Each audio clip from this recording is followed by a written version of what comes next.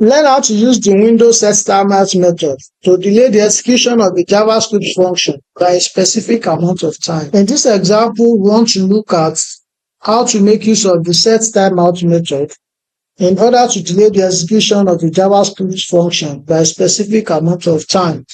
So, in order to do this, let's move into our script section and look at an example that demonstrates this together. But before we move into the script section, I want us to add something in our HTML section. So let's make a simple button where we can click to be able to verify the output of whatever we add in our script tag. So let me give it an idea of BTN, which I already started to make it look more bigger and beautiful.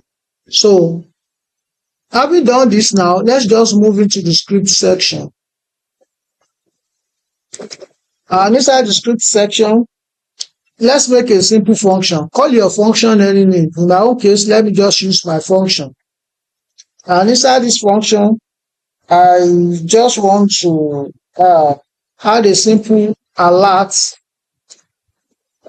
method and pass a string hello inside it. So now if I click on this button, it's actually not going to do anything because it's just an ordinary button. For this button to work, I want to add another button property called onClick. And inside this onClick, this is where I will call the SetTimeout method.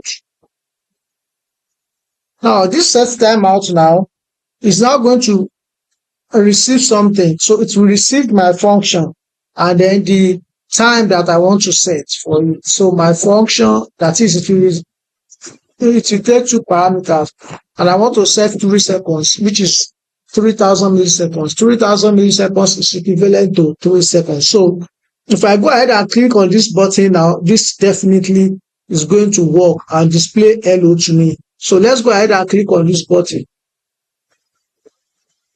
Oh, yes, this did not work because of the fact that my browser was trying to reload and process it. Now you can see hello.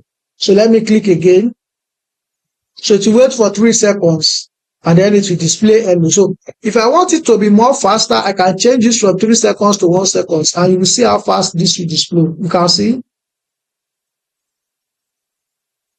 This is it. So I'll revert it back to 3 seconds. So with this SetTimeout method, see how we were able to delay the execution of this function.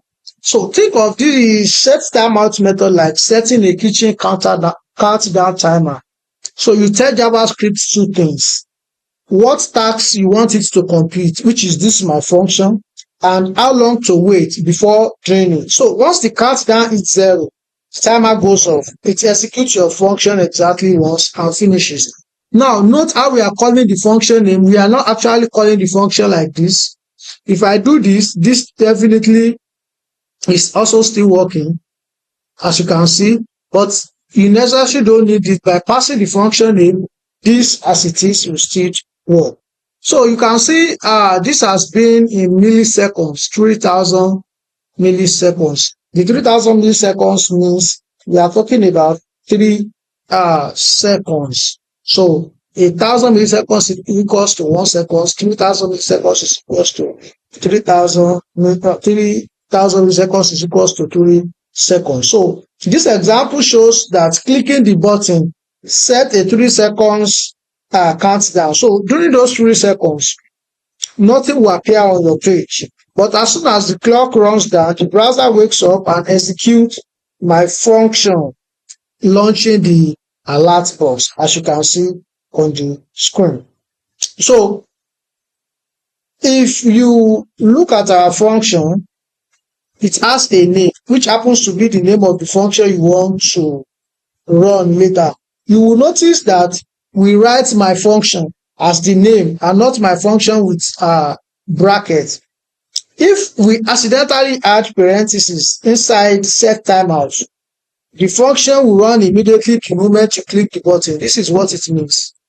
If we do this, it will not wait for the 3 seconds. You can see it will run immediately because it will invoke the function directly. You can see that it is no longer expecting the 3000 milliseconds, but by referencing the name and taking this bracket part out, you will see now that it will respect the 3000 milliseconds. But if you pass in that bracket, it will completely ignore your 3 seconds delay. So we pass just the name. So JavaScript, to trigger it after the timer finishes. The 3000 is the delay, the countdown duration in milliseconds. So now let's look at few key takeaways from our example.